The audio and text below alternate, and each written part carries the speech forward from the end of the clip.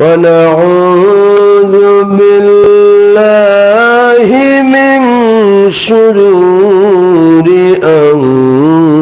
أنفسنا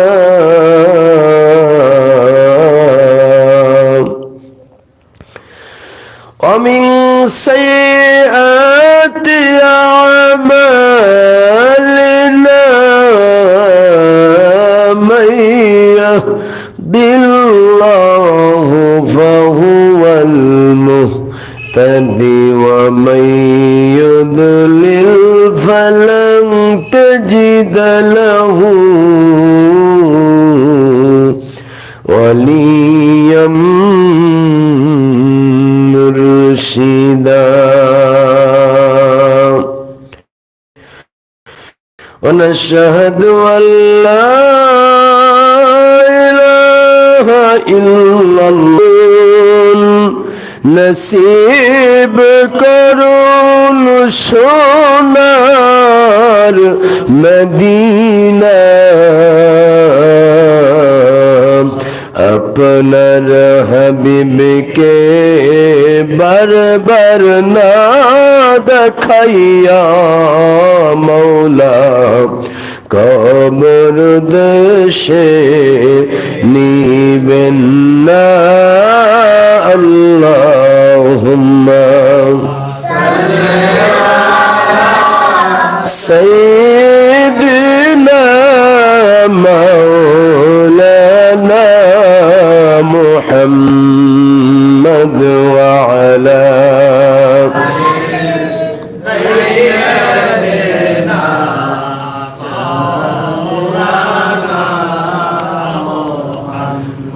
নবীজির প্রেমের আশিক হয়ে দরুদ সালাম পাঠায় মদিনায় নবীজির প্রেমের আশিক হয়ে দরুদ সালাম পাঠাই মদিনায়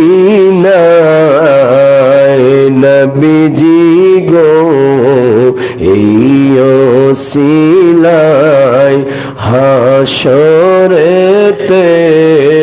দয়া চাই আল্লাহুম্মা সাল্লি আলা مولانا محمد وعلى آل سيدنا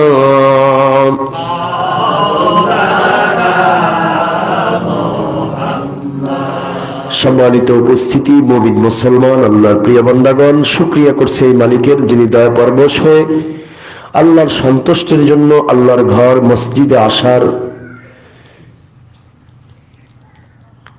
ইয়াউমে নিসফে মিন শাবান, শাবানের দিন, আজকে হলো মধ্যবর্তী দিন, আগামীকাল দিন পড়বে তার আগের দিনে আল্লাহর সন্তুষ্টির জন্য আল্লাহর ঘরে এসে তো আল্লাহর ইবাদত করার উদ্দেশ্যে যে মালিক দয়া করলেন, ইহসান করলেন, আপনাকে হায়াত দিয়ে, বরকত দিয়ে, সৌন্দর্য দিয়ে, আখলাক দিয়ে, চরিত্র দিয়ে সুন্দর করে বানিয়ে পৃথিবীতে পাঠাইলেন।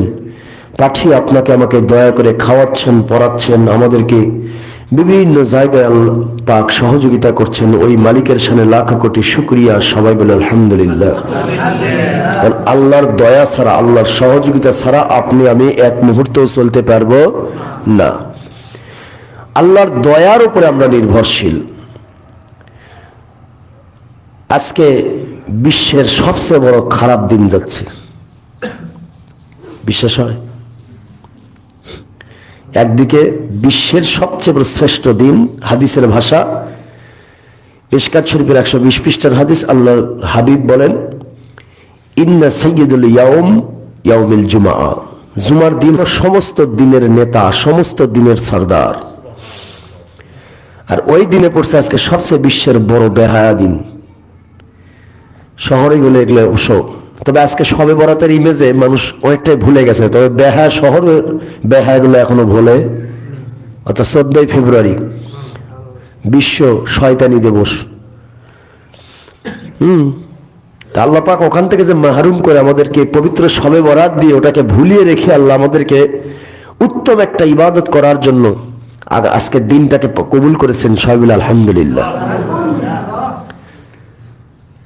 কারণ আজকে মোটামুটি গ্রামের মানুষ কিন্তু ভুলে গেছে এই ধরনের কোনো কিছু আসছে কিনা।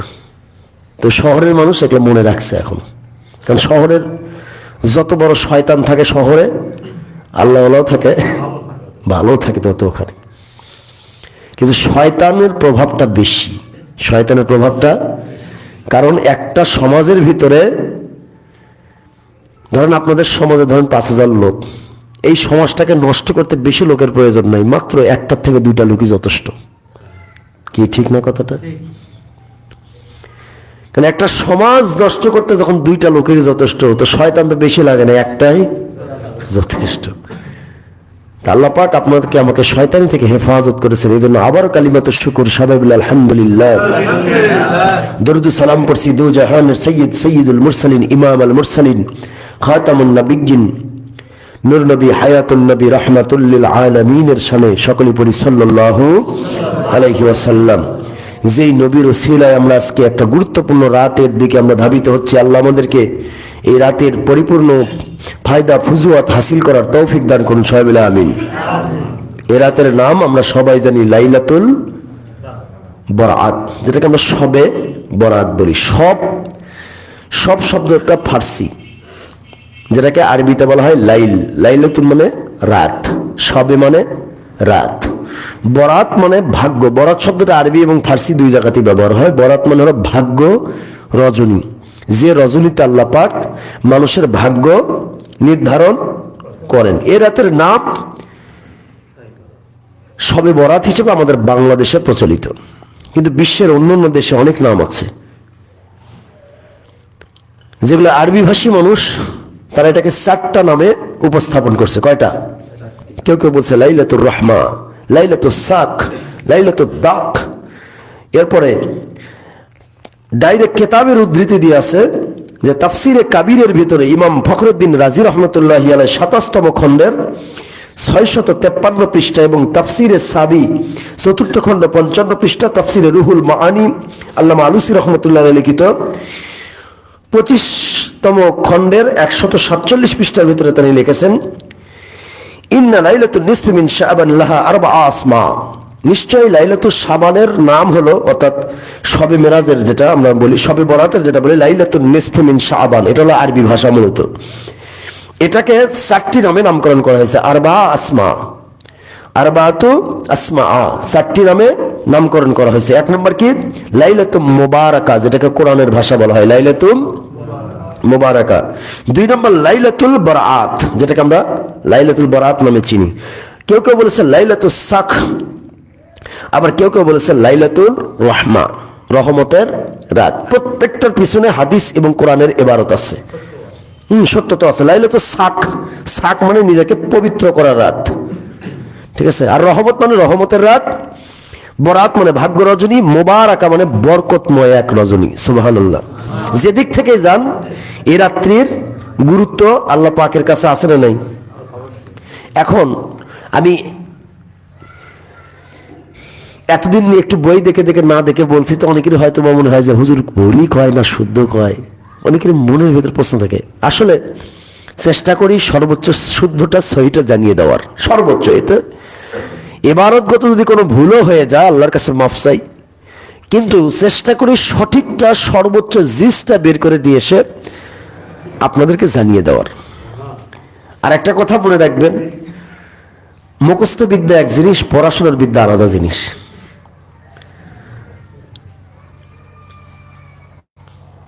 আজকে আমাদের পড়াশোনা আমরা ভুলে গেছি বিধায় আজকে আলেম সমাজ বিভ্রান্তির পথে উল্টাপাল্টা কথা বলি। যদি পড়াশোনা আমরা ঠিক মতো করতাম, আশা করি কখনো আমরা উল্টাপাল্টা ফতোয়া সমাজে দিতে পারতাম না। তো লাইলাতুন নিসফি মিন শাবান, এই মধ্যবর্তী রজনী, এই 4টা রাত, এই 4টা নামকরণ করা হয়েছে। এই 4টা নামকরণের পিছনে কয়েকটা হাদিস আছে এবং কোরআনের আয়াত আছে। তো কোরআনের আয়াত দিয়ে আমরা শুরু করি, কোরআন দিয়ে আগে। মূল নিয়ম হলো প্রথমে কোরআন, তারপরে সুন্নাহ, তারপরে বিভিন্ন ইমাম মুস্তাহিদদের কওল। তো আমরা কোরআন দিয়ে শুরু করি। কোরআনে কি আছে? সূরাতুদ দুখান, সূরাতুদ দুখান আয়াত নম্বর প্রথম থেকেই শুরু হয়েছে। বিসমিল্লাহির রাহমানির রাহিম।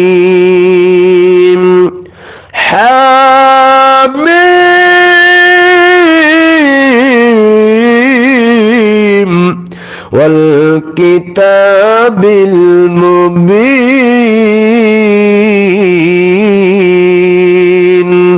ইন্না আনজালনাহু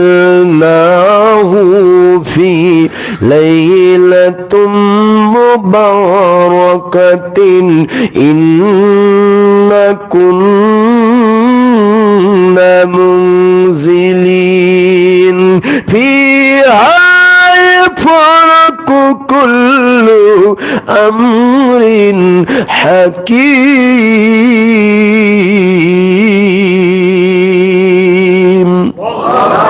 আল্লাহর কালাম বলেন, প্রথমে হরফে মুকাত্তাত হামিম দিয়েছেন, এরপরে আল কিতাবুল মুবিন। এটা এমন একটা কিতাব যেটা বর্ণনাকারী কিতাব, যে কিতাবটা নাজিল করা হয়েছে। ইন্না আনজালনাহু, এই কিতাবটাকে নাজিল করা হয়েছে ফি লাইলাতিম মুবারাকা, এমন একটা রজনীতে এই কিতাবটাকে নাজিল করা হয়েছে, যে রজনীর নাম হলো লাইলাতুম মুবারাকা, ইয়ানে বরকতময় রাত।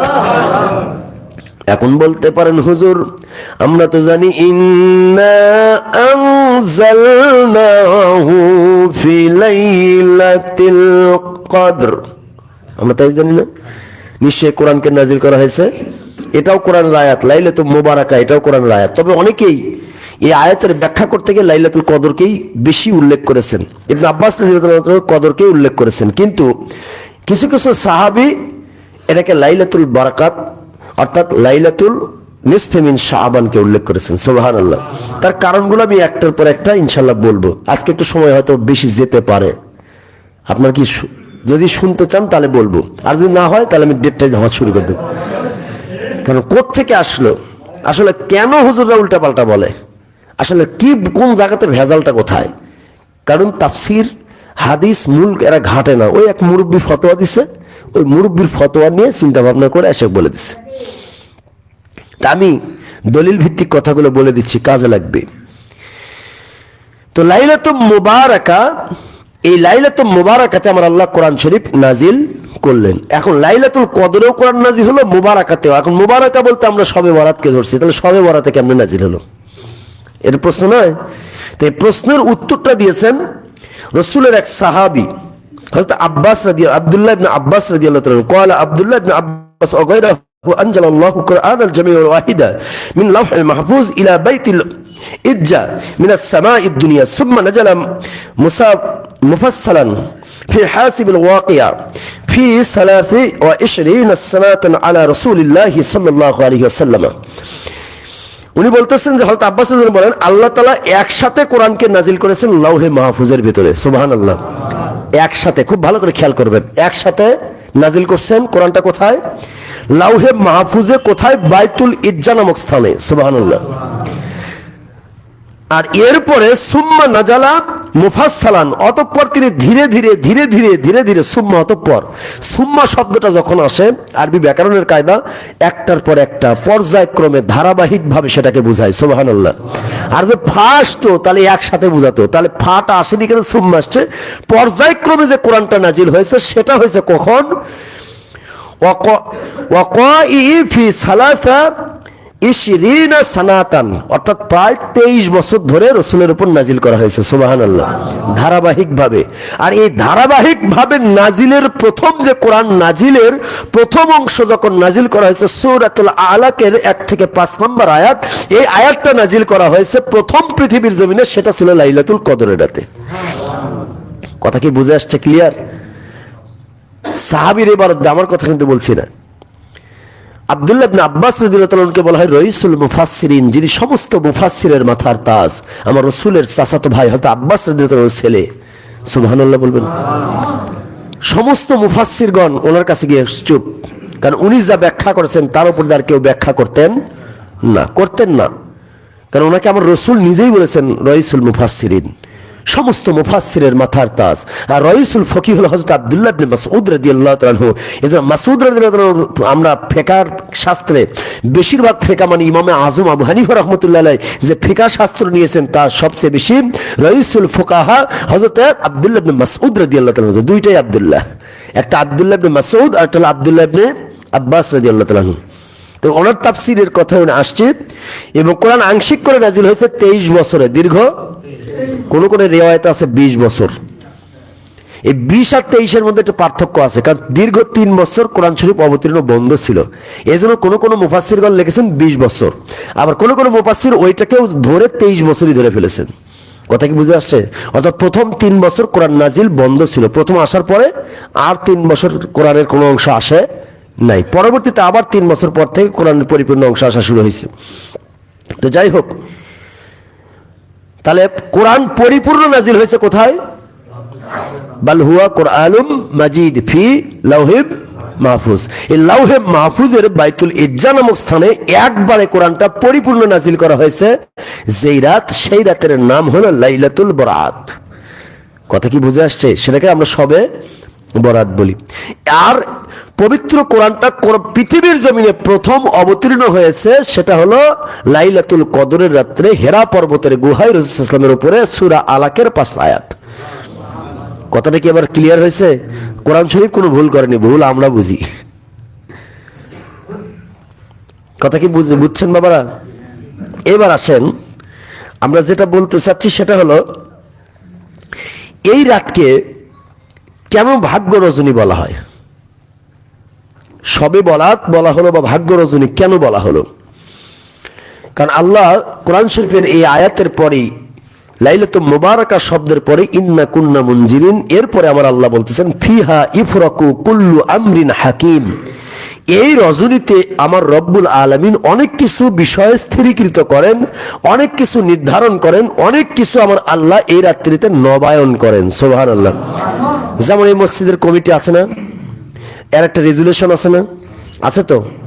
চাইলে কিন্তু কমিটি এবং মুসল্লি সবাই মিলে রেজুলেশনটাকে পরিবর্তন আনতে পারে কিনা?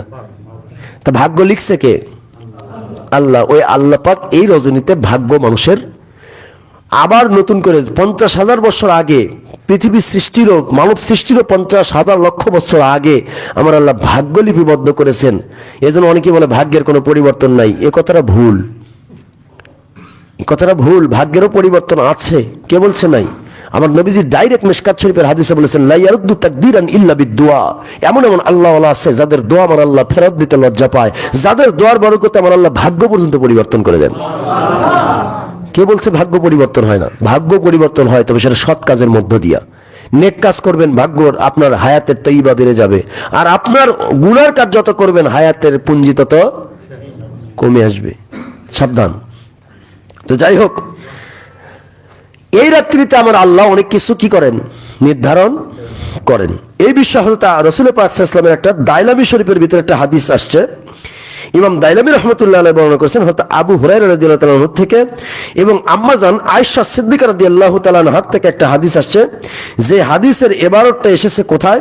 ইমাম বাইহাকি রাহমাতুল্লাহ দাওয়াতুল কাবীরের 2য় খণ্ড 145 পৃষ্ঠা, মুসনাদ আহমদ, অনেক বিশাল একটা কিতাব, হাদিস নাম্বার 26,028, মিশকাত শরীফের হাদিস নাম্বার 1305, ইমাম বাইহাকি রাহমাতুল্লাহ ফাদাইল আওকাত 1ম খণ্ড 126 পৃষ্ঠার ভিতরে তিনি উল্লেখ করেছেন। হাদিসখানা কি? হাদিসের সনদ সহ এখানে মোটামুটি আছে, হাদদাসানা থেকে শুরু করে একটা পুরো হাদিসটা আছে। ইকরামা রাদিয়াল্লাহু তাআলা আনহু এবং হযরত আম্মা জান আয়েশা সিদ্দিকা রাদিয়াল্লাহু আনহা প্রায় হাদিস দুটো প্রায় কাছাকাছি, দুইজনের হাদিসটা কাছাকাছি। আমি আম্মা জান আয়েশা সিদ্দিকা রাদিয়াল্লাহু তাআলা আনহা সম্পর্কে বলেন, حدثنا أبو عبد الله حافظ أخبرني أبو صالح خلفا بن محمد البخاري حدثنا صالح بن محمد بن بغدادي الحافظ حدثنا محمد بن عباد حدثني حاتم ابن إسماعيل مداني عن نصر بن كثير عن يحيى ابن سعيد عن عروة ابن زبير ইনি ছিলেন হযরত আয়েশা সিদ্দিকা রাদিয়াল্লাহু তাআলার ভাগ্না। হয়তো আসমা বিনতে আবু বকর সিদ্দিক রাদিয়াল্লাহু তাআলা আনহা ওনার হলো ছেলে, আসমা এবং আয়েশা দুইজন বোন, তার বোনের দিক থেকে উনি হচ্ছে ভাগ্না, ভাগ্নের থেকে বর্ণনা করা হয়েছে। আম্মা জান আয়েশা সিদ্দিকা থেকে বর্ণনা করছেন তার ভাগ্না। দেখেন এখানে পর্দার বিধান কিন্তু রক্ষা করেন একটু। আম্মা জান আয়েশা হাদিস বর্ণনা করলেন, সে হাদিস পাইলো কিভাবে? বেশিরভাগই এই জুবাইরের মধ্য দিয়ে বেশিরভাগ হাদিসগুলো পাওয়া গেছে, আর মহিলাদের মধ্য দিয়ে। عن عائشة الصديقة رضي الله تعالى عنها عن النبي صلى الله عليه وسلم قال هل أتدرين ما هذه الليل يعني ليلة النصف من شعبان قالت ما فيها يا رسول الله صلى الله عليه وسلم فقال فيها أن يكتب كل مولود من بني آدم في هذه السنة وفيها أن يكتب كل حالك من بني آدم في هذه السنة وفيها ترفع آمالهم وفيها تنزل أرزقهم أو كما قال رسول الله صلى الله عليه وسلم আম্মা জান আয়েশা সিদ্দিকা রাদিয়াল্লাহু তাআলা কে ডাক দিয়া আমার নবীজি নিজেই বলতেছেন হাল আতাদরিনা ফি হাযিহিল লাইল ইয়া আয়েশা সিদ্দিকা রাদিয়াল্লাহু তাআলা আয় আমার আয়েশা রে, তুমি কি জানো আজকের রজনী এই এমন একটা রজনী চলছেন, এই রজনী সম্পর্কে তোমার কি কোনো ধারণা আছে? আজকে এটা কিসের রাত? রাসূল পাক সাল্লাল্লাহু আলাইহি ওয়াসাল্লাম বলেন মা হাযিহিল লাইল, এই রাত্রিতে কি ঘটে? ইয়ানি লাইলাতুন নিসফি মিন শাবান, শাবান মাসের 14 তারিখ দিনগত রাত, যেটাকে নিসফে শাবান বলা হয়। এই শাবান মাসের 14 তারিখ দিনগত রাতে কি হয় তুমি কি জানো? আম্মা জান আয়েশা সিদ্দিকাকে আমার নবীজি ডাক দিয়া বলেন, আম্মা জান আয়েশা সিদ্দিকা বলেন ইয়া রাসূলুল্লাহ এটা কি হয়? মা হাযা মা ফিহা ইয়া রাসূলুল্লাহ, আয় আল্লাহর বন্ধু এই রজনীতে কি ঘটে? ফাকালা, তখন রাসূল সাল্লাল্লাহু আলাইহি ওয়াসাল্লাম জবাব দিলেন ফিহা আইয়ুক্তাবা কুল্লু মাউলিদিন বিন বনি আদম ফি হাযিহিস সানা, কোন কোন শিশু আগামী বছর আজকের রজনীর পর থেকে কোন কোন শিশু আগামী এক বছরের ভিতরে পৃথিবীর জমিনে আসবে, এই শিশুগুলোর একটা লিস্ট আমার আল্লাহ তৈরি করেন। আগামী এক বছর আদম সন্তানের মধ্যে কোন সন্তানগুলো পৃথিবীতে আসবে তাকে নির্ধারণ করেন। তা ভাগ্য তো আগেই নির্ধারণ করা হয়েছে, তাহলে এই দিন আবার কেন করা হচ্ছে? এই জন্য এই রাতে চেয়ে নেন। অনেকেরই সন্তান নাই, অনেকেরই আছে কিন্তু এরকম সন্তান নাই। আল্লাহ পাকের কাছে চান, আমার আল্লাহ দিতে না করবেন না, কিন্তু চাই না তো আমরা চাইতেও লজ্জা, মানে দুনিয়ার মানুষের কাছে চাইতে লজ্জা লাগে না, কিন্তু আল্লাহর কাছে চাইতে লজ্জা লাগে।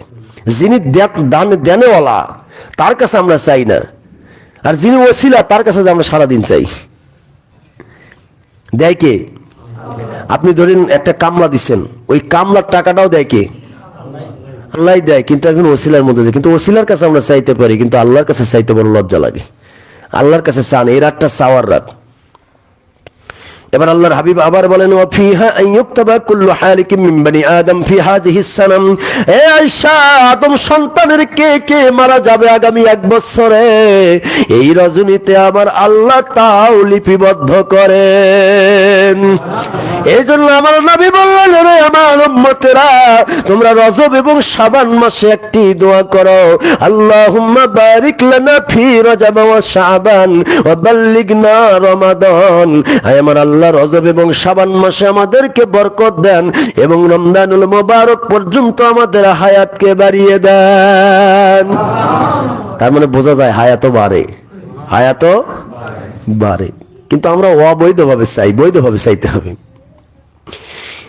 এরপরে আল্লাহর হাবিব আবার বলেন ওয়াফিহা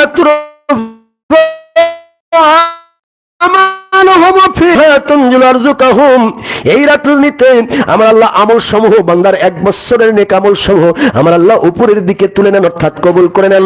এই রজনীতে আমার আল্লাহ তানজিলু আরজুকাহুম, এই রজনীতে আমার আল্লাহ বান্দার উপরে রিজিক দান করেন। তাহলে এটা কেন ভাগ্য রজনী বুঝতে পারছেন? এই রজনীতে অনেক কে কে জন্মগ্রহণ করবে আমার আল্লাহ তাও নির্ধারণ করেন, কে কে আগামী বৎসরের মধ্যে মারা যাবে তাও নির্ধারণ করেন, কি রিজিক প্রাপ্ত হবে তাও নির্ধারণ করেন, আমার আল্লাহ কি কি আমল বান্দা করেছে তাও আমার আল্লাহর কাছে তুলে নেওয়া হয়। এই জন্য আমার আল্লাহর হাবিব বলেন, হযরত আলী রাদিয়াল্লাহু তাআলা আনহুকে ডাক দিয়ে বলেন, আলী রে, إذا كانت ليلة النصف من شعبان فقوموا ليلها وصوموا يومها فإن الله تبارك وتعالى ينزل فيه غروب الشمس إلى السماء الدنيا فيقول ألا من مستغفر فاغفر له ألا من مسترزق فأرزق ألا من مبتلى فهو في عافية ألا كذا حتى يطلع الفجر أو كما قال رسول الله صلى الله عليه وسلم।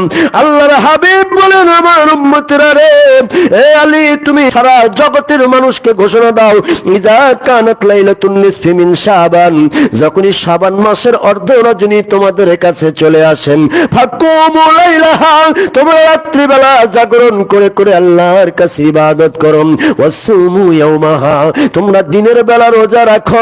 কেন তো রাত্রি বেলা ইবাদত করবা? ফাইন্নাল্লাহ তাবারাকা ওয়া তাআলা ইয়ানজিলু ফীহি গুরুবিশ শামসি ইলা সামাইদ দুনিয়া, আমার আল্লাহ এই রজনীতে দুনিয়ার নিকটবর্তী আসমানে এসে রহমতে খাস নাজিল করেন আর ফায়াকুল ডাকতে থাকেন, আলা আমান মুস্তাগফিরিন ফাগফির আলা, কে আসুরে ক্ষমার অযোগ্য মানুষগুলা, আমি আল্লাহর কাছে আজকে ক্ষমা চাও, তোমাদেরকে ক্ষমা করে দেওয়া হবে। আলামিন মুস্তারজুকুন ফারজুকুম, কে আসরে রিজিকের সমস্যা, আমি আল্লাহর কাছে তোমরা রিজিক চাও, আমি আল্লাহ তোমাদেরকে রিজিক দান করে দেব।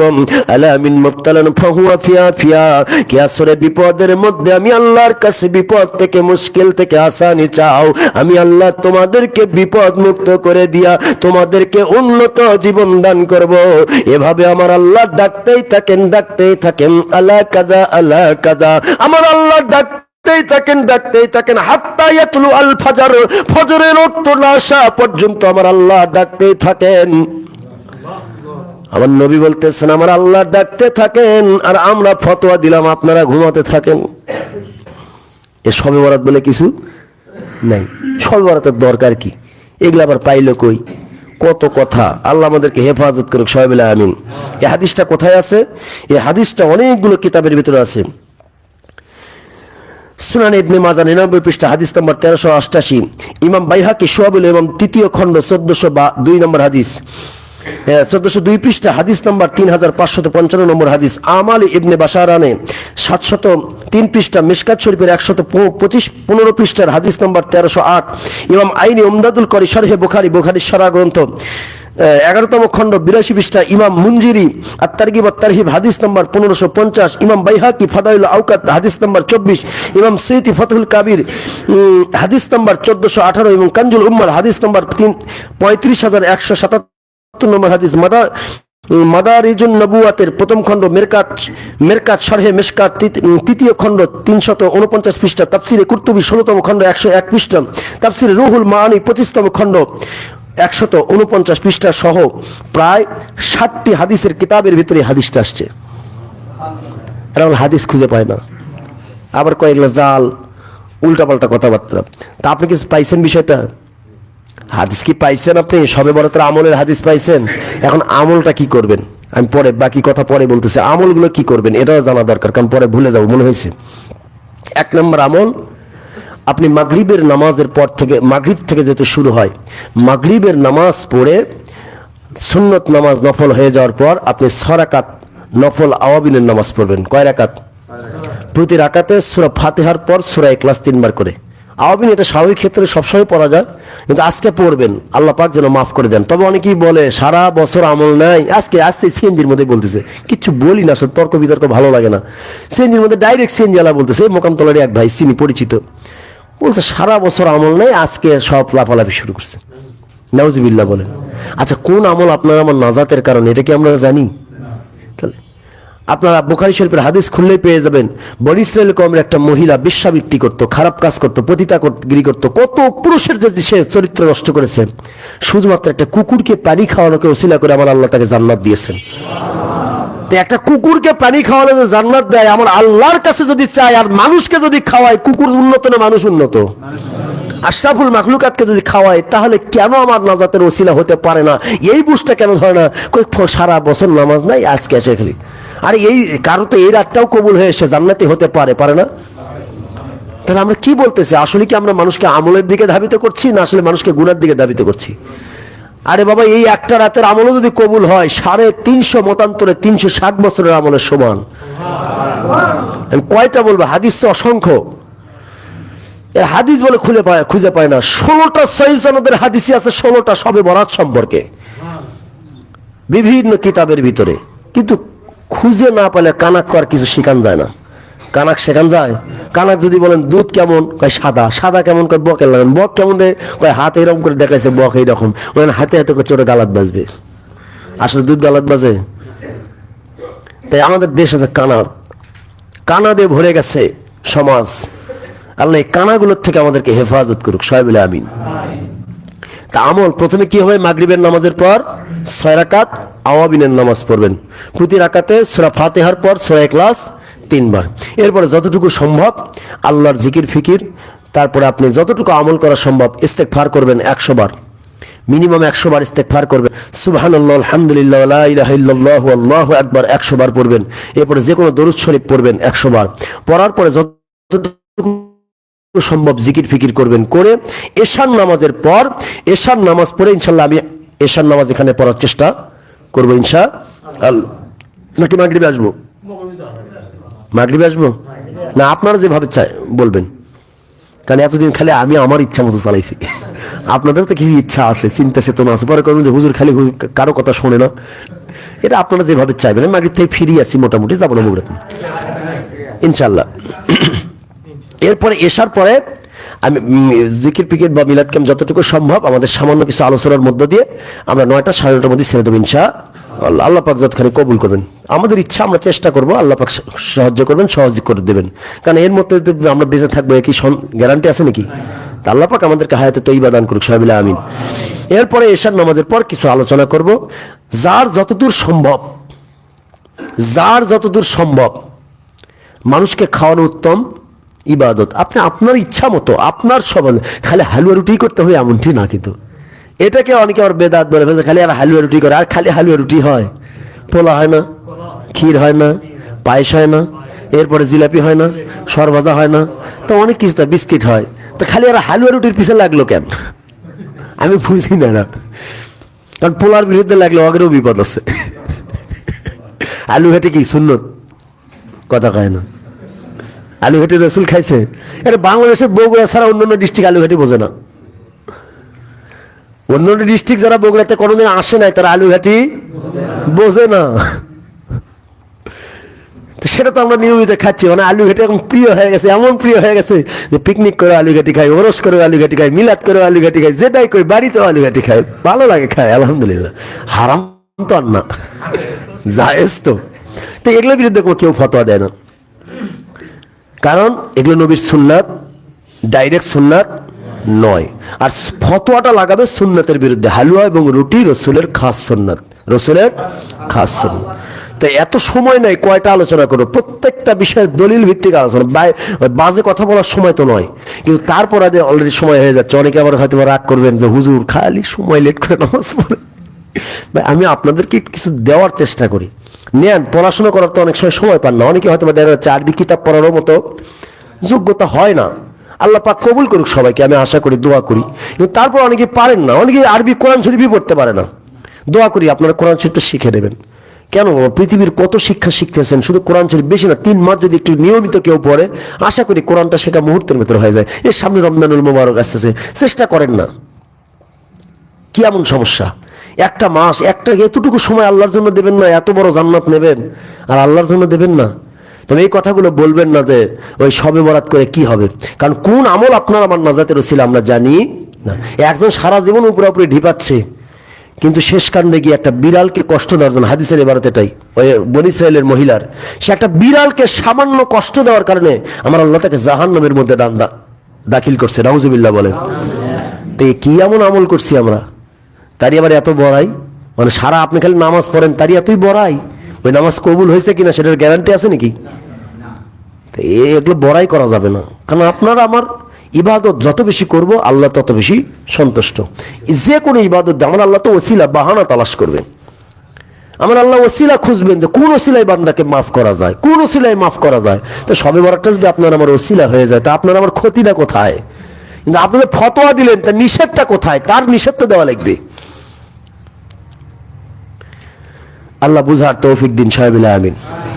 আর এই রজনীতে দানের হাত প্রশস্ত করবেন, এই দিন রজনীতে দানের হাত, হাদিয়ার হাত প্রশস্ত করবেন, কারণ আপনাদের হাদিয়ার হাতটা একটু খারাপ, মানে আপনারা আল্লাহ রাস্তায় ব্যয় করতে চান না। কথা কি কষ্ট পাচ্ছেন আমার? আল্লাহ রাস্তায় ব্যয় করার চেষ্টা করেন, ব্যয় করতে হবে। এই সম্পদ আল্লাহ দিয়েছেন, আপনি যত আল্লাহ রাস্তায় ব্যয় করবেন আপনার সম্পদ কমবে না বাড়বে, এটা আপনি বোঝেন না। আপনার বুঝের মধ্যে অনেক অভাব আছে।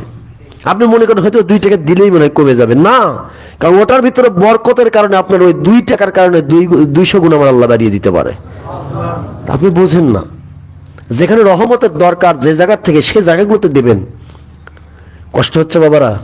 আচ্ছা, তো আমি একটা একটা করে দলিলগুলো শেষ করে দিই, কারণ তো আমলের কথা বলতেছিলাম। তাহলে এশার নামাজের পর আমরা আলোচনা করে তাবারক খেয়ে সম্ভব হলে মসজিদে ইবাদত করবেন, না হলে বাড়িতে গিয়ে ইবাদত করবেন পরিবার সঙ্গে করে নিয়ে, যতটুকু সম্ভব। সারা জীবন তো মেলা ঘুমাইছেন। ইবাদতের ভিতর প্রথম ইবাদত হলো শবে বরাতের। অনেকগুলো হাদিস আসছে, তবে কিছু হাদিস সম্পর্কে মন্তব্য আছে, কিছু হাদিস সম্পর্কে মন্তব্য কম আছে। তো সবচেয়ে যেটা মন্তব্য কম সেই হাদিস সম্পর্কে এসেছে 14 রাকাত নামাজ। কয় রাকাত? এছাড়া 100 রাকাত নামাজের কথা আছে, 300 রাকাত নামাজের কথা আছে, কোন কোন দরবারে 100 রাকাত নামাজও পড়ানো হয়। যাই হোক, আমরা 100 অতদূর পড়ার মতো ইমান আমাদের নাই, নাকি বাবা? তো 14 রাকাত পড়তে পারবো তো?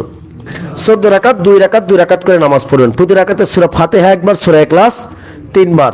কবুল যদি নাও হয়, অন্তত সূরা ফাতিহা একবার পড়লে পুরো সমস্ত কিতাব পড়ার সওয়াব, কোরআন সহ সমস্ত কিতাব পড়ার সওয়াব পাওয়া যায়।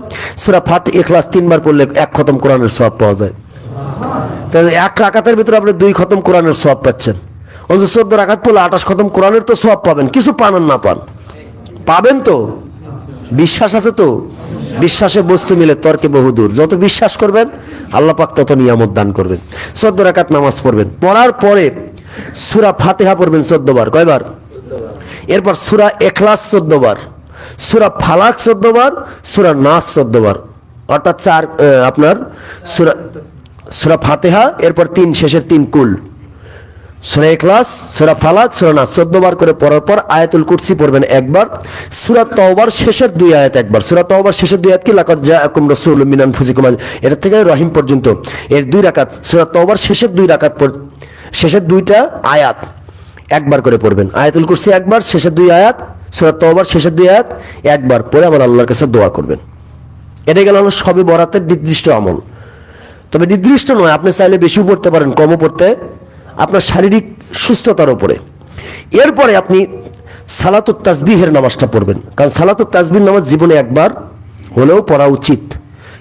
কারণ এই আব্বাস রাদিয়াল্লাহু রাসূল নিজে শিখাইছেন, বলছেন তুমি প্রতিদিন একবার পড়ো, না হলে সপ্তাহে একবার পড়ো, মাসে একবার পড়ো, নাহলে বছরে একবার পড়ো, নাহলে জীবনে একবার পড়ো। কারণ সালাতুত তাসবিহ পড়লে আমার আল্লাহ জীবনে সব গুনাহ মাফ করে দেন। সালাতুত তাসবিহ পড়ার নিয়ম আছে, নিয়ম মাফিক পড়বেন। যারা পারেন না, যারা পারে তাদের কাছ থেকে শিখে নেবেন। এতে 300 বার তাসবিহ আছে, সুবহানাল্লাহ, আলহামদুলিল্লাহ, লা ইলাহা ইল্লাল্লাহ, আল্লাহু আকবার। প্রতি রাকাতে 75 বার করে পড়বে। কোন কোন জায়গায় পড়তে হয় সেই জায়গাটা যারা আছে এখানে অনেকেই আছে, অনেকেই জানে সালাতুত তাসবিহ। না জানলে মাগরিবের পরে আসবো, যারা যারা জানেন না আমাকে একটু বলবেন, আমি শেখায় দেবনি। কথা কি বুঝে আসছে? এরপরে সালাতুত তাসবিহ পড়ে এরপর আপনি চাইলে সালাতুল হাজতের নামাজ আছে, এরপরে আপনি সালাতুত তাওবার 2 রাকাত নামাজ পড়েন, পড়ে তাহাজ্জুদের নামাজ 4 রাকাত পারেন, 8 রাকাত পারেন, 12 রাকাত পারেন পড়বেন। পড়ে আল্লাহর কাছে দোয়া করবেন। দোয়া করে 500 বার থেকে মিনিমাম 500 বার দরুদ শরীফ পাঠাবেন। দরুদ শরীফ পড়ে আপনার যদি শরীরে না কমায় আল্লাহর রাস্তায় ঘুমিয়ে যাবেন। আর যদি শরীরে কুলাই ফজর পর্যন্ত ইবাদত করবেন, কোরআন শরীফ তেলাওয়াত করবেন, জিকির ফিকির করবেন। বিভিন্ন আমল আছে, যে আমল মন চায় আপনার। দরুদ শরীফ আছে, অসংখ্য আমল আছে। আপনার যে আমল মন চায় আল্লাহর কাছে রাত্রি জাগরণ করে এবং আল্লাহর কাছে মোনাজাত করবেন, দীর্ঘ সময় মোনাজাত করবেন। কারণ এই রাত্রিতে আমার আল্লাহ মোনাজাত কবুল করেন। রাসূলুল্লাহ সাল্লাল্লাহু আলাইহি ওয়াসাল্লাম নিজে এই রজনীতে মোনাজাত করেছেন জান্নাতুল বাকি কবরস্থানে গিয়ে। এই রাত্রিতে কবরস্থান জিয়ারত করা এটা আরো একটা সুন্নাত। নিজের মা বাবার কবর বা আত্মীয় স্বজন যারা আছে, পাড়া প্রতিবেশী যার কবর আছে তার কবরটা গিয়ে জিয়ারত করবেন। জিয়ারত করে আমার আল্লাহ আপনাকে আমাকে মাফ করে দেবেন। তবে এই রাজনীতিতে আমার আল্লাহ কয়েক শ্রেণীর মানুষকে মাফ করে না। কয়েক শ্রেণী? হাদিসে এক এক হাদিসে, প্রতিটা হাদিসে দুই শ্রেণী করে উল্লেখ আছে, এক এক হাদিসে এক এক কথা আছে। একটা হাদিসে আছে মুশরিকদেরকে আমার আল্লাহ মাফ করে না, যারা শিরিক করে। এরপর দ্বিতীয় হাদিস আছে হিংসুকদেরকে আমার আল্লাহ মাফ করে না, হিংসুক যারা হিংসা করে। কারণ ইয়াকুমুল হাসাদ, হিংসা যারা করে তাদেরকে হিংসাটা কি করে, নিশ্চয় হিংসা মানুষের নেক আমলকে খেয়ে ফেলে। কামা তাকুলুন নার ওয়াল হাতাব, একটা শুকনা কাঠের এক পাশে আগুন ধরিয়ে দিলে যেমন কাঠটা পুরোটা পুড়ে যায়, হিংসাকারী যত নেক আমলই করুক না কেন ওর আমলগুলো আমার আল্লাহ হিংসার কারণে পুড়ায় দেন। নাউজুবিল্লাহ। এই জন্য হিংসা করবেন না। 3 নম্বরের রেওয়ায়েত আসছে অহংকারীকে আমার আল্লাহ মাফ করেন না। কাকে? কারণ কপর্দক পরিমাণ, সামান্য পরিমাণ অহংকার যদি কারো ভিতরে থাকে আমার আল্লাহ তাকে জান্নাত দান করবেন না, এই জন্য মাফ করেন না। এরপরে 4 নম্বরে যে এটা আসছে আত্মহত্যাকারীকে আমার আল্লাহ মাফ করে না। এই জন্য আত্মহত্যা কখনো করবেন না, এটা মন মানসিকতা কখনো আনা যাবে না। যত কষ্টই হোক না কেন আত্মহত্যার মধ্যে কখনো কেউ যেন লিপ্ত না হয়, এটা বর্তমানে খুব বেশি চলছে। আত্মহত্যাকারীকে আমার আল্লাহ মাফ করেন না। 4 নম্বর, যারা একজনের কথা আরেকজনের কাছে লাগায়, এদেরকে বলা হয় চগলখোর। এই চগলখোরকে আমার আল্লাহ মাফ করে না। এরকম করে 6টা রেওয়ায়েত আসছে, আমার আল্লাহ এদেরকে মাফ করে না। তবে আমার আল্লাহর কাছে তওবা করে এই রজনীর থেকে যে আল্লাহ এই ভুলগুলো আর জীবনে যদি হয়েও থাকে আর আমি জীবনে করব, আমার আল্লাহ তাহলে মাফ করে দেবেন। আল্লাহ মাফ করবে এমনটি নয়, তবে আল্লাহ রসুল এখানে শক্তিশালী একটা দিয়েছেন, বুঝ দিয়েছেন, যাতে করে তোমরা এগুলো না করো। কথা কি বুঝে আসে? আল্লাহ পাক আপনাকে আমাকে ইসলামটাকে পরিপূর্ণ মানার তৌফিক দান করুন, সবাই বলে আমিন। তো শবে বরাতের লাস্ট হাদিসটা, আরো অসংখ্য হাদিস আছে, লাস্ট একটা হাদিস বলে দেই। আম্মা জান আয়েশা সিদ্দিকা রাদিয়াল্লাহু তাআলা আনহা, একদিন ওনার সাথে রসুলের পালা ছিলেন। পালা বোঝেন তো? কারণ রসুল তো সেই সময় অনেকগুলো স্ত্রী ছিলেন। আম্মা জান আয়েশার সঙ্গে রসুলের সেদিন দিন ছিল, রাতটা ছিল, সেদিন আম্মা জান আয়েশার সঙ্গে থাকার কথা। কিন্তু দেখা গেল রাত্রি যখন দ্বীপ্রহর বা মধ্যবর্তী রজনীতে গিয়ে আম্মা জান রসুল পাক সাল্লাল্লাহু আলাইহি ওয়াসাল্লামকে খুঁজে পাইলেন না, তার বিছানার ভিতর খুঁজে পাইলেন না। আম্মা জান আয়েশা সিদ্দিকা খুব প্রেশান হয়ে রসুলকে খুঁজতেছিলেন। খুঁজতে খুঁজতে খুঁজতে খুঁজতে হুজুর সাল্লাল্লাহু আলাইহি ওয়াসাল্লামকে গিয়ে পেয়ে গেলেন জান্নাতুল বাকি কবরস্থানের ভিতরে। রসুল সাল্লাল্লাহু আলাইহি ওয়াসাল্লাম হাত তুলে তুলে বারবার দোয়া করতেছেন, সুবহানাল্লাহ। এই যে হাত তুলে মনে হয় তার হাদিস খুঁজে পায় না কানারা, মিশকাতের হাদিস এটা। এই হাদিসটা অসংখ্য জায়গায় আসছে। রাসূল সাল্লাল্লাহু আলাইহি ওয়াসাল্লাম হাত তুলে তুলে দোয়া করতেছেন কবরস্থানের সামনে, কবরবাসীর সামনে। আর এরা বলতেছে মাজারে যাওয়াই যাবে না। নাউজুবিল্লাহ পড়বেন না? কবরই তো মাজার, জিয়ারতের জায়গা যেটা সেটাই মাজার। কিন্তু আল্লাহর ওলিদের মাজারকে আরো নির্দিষ্ট করা হয় যে এখানে ফয়েজ তাওয়াজ্জুহ বরকত পাওয়া যায়। তো যাই হোক, আমি যেটা বুঝাতে চাচ্ছি যে তার রাসূল সাল্লাল্লাহু আলাইহি ওয়াসাল্লাম নিজে কবরবাসীর জন্য নিজে দোয়া করলেন। তার মানে যদি কবরবাসী নিম্ন হয় তাহলে কবরবাসীর জন্য দোয়া করা, মাগফিরাতের দোয়া করা। আর কবরবাসী যদি আল্লাহ ওয়ালা হয় তাদের ওসিলা দিয়ে আল্লাহর কাছে দোয়া করা। সুবহানাল্লাহ। এক ওসিলার হাদিসে অনেক আছে। রাসূল পাক সাল্লাল্লাহু আলাইহি ওয়াসাল্লাম দোয়া করলেন।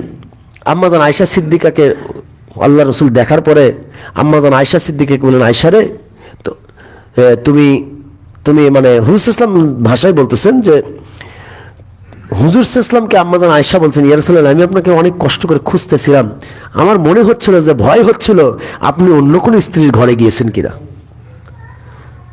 রাসূল সাল্লাল্লাহু আলাইহি ওয়াসাল্লাম যে কারো হক নষ্ট করেন না, এটা একটা তার হাদিস। হুজুর বললেন, আয়েশা রে, আমরা নবুয়তের নবীরা কারো হক নষ্ট করতে পারে না।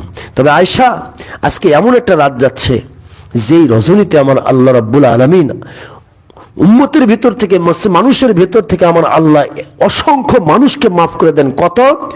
বনু বকর গোত্রের, বনু কেলাব গোত্রের যত ছাগল আছে, ওই ছাগল বা ভেড়া, এই ছাগল বা ভেড়া বা দুম্বার পশম পরিমাণ মানুষকে আমার আল্লাহ মাফ করে দেন। এটাই সেই রাত। এখন বনু কেলাব কেন বলা হলো? মদিনার ভিতরে 3টা গোত্র ছিল। 3টা গোত্রের ভিতরে বনু কেলাব গোত্র ছিল, যারা ছাগল এবং ভেড়া পালতো। এক একটা দলের ভিতরে মিনিমাম কমপক্ষে 30,000 ছাগল থেকে ভেড়া থাকতো। তো একটা ভেড়া বা ছাগলের পশম কত? তা 30,000-এ কত? আল্লাহ রাসূল কি বুঝাইলেন? অসংখ্য মানুষকে আমার আল্লাহ এই রজনীতে মাফ করে দেন। আর আমরা বললাম এই রজনীতে ইবাদত করে কি হবে? আসলে কি আমাদের ফতোয়াগুলো আল্লাহ রাসূলের সাথে মেলে কিনা, এটা তো একটু বোঝা দরকার। যাত্রার কথায় পাগল হবেন না। আর হালুয়া রুটি বেশি করে করবেন, আমি বলে গেলাম বেশি করে করবেন। কারো যদি কেউ ডিস্টার্ব করে আমার কাছে নিয়ে আসবেন, আজকেই কান ধরে নিয়ে আসবেন। আমার রাসূলের সুন্নাহর সাথে এত দুশ্মনী কেন? আপনি অন্য খাবার পারলেও করবেন, সমস্যা নাই, তবে করবেন। ওলি আল্লাহদের সুন্নত মানাটাও সুন্নত, সুন্নতে খয়রে উম্মত মানাটাও সুন্নত। আল্লাহ আপনাকে আমাকে বুঝার তৌফিক দিন, সবাই বলে আমিন।